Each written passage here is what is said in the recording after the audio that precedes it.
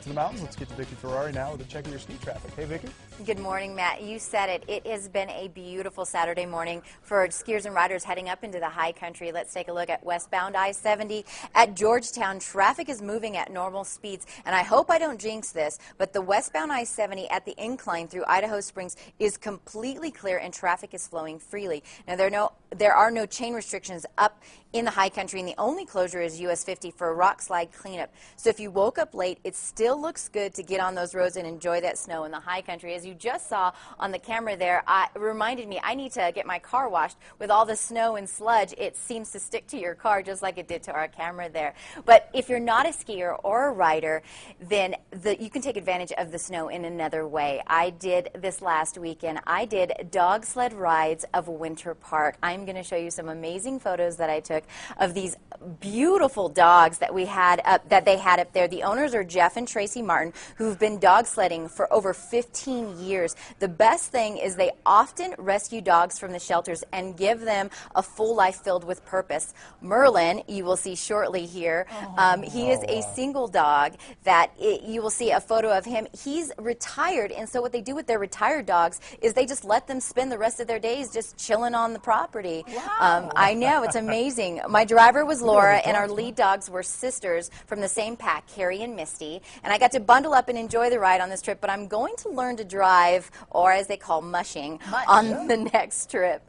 The dogs have a lot of area to exercise, and as you saw those puppies playing, that is the exercise pen. It's just several acres that they have to run around and enjoy. I do have a link on my Facebook, but if you guys ever get a chance, Aristay and Matt, you have to go up and visit. The dogs were amazing. They were barking like crazy. They wanted so badly to be the ones picked to go for the ride. I bet. How fast do they get going, Vicki? She said 40 miles an hour. Wow. I know. Oh, my goodness. Vicki, what don't you do? Denver police officer, TV personality. She's going to start dog sledding. I mean, just a woman who has it all, aren't you, Vicki? I try. You try. You do it well.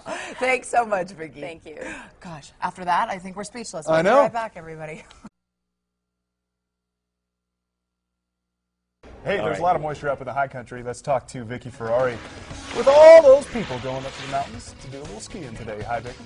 Good morning, Matt. That is true. It's the 7 o'clock hour, and we're seeing volume increasing on I-70 as skiers and riders are heading up into the high country.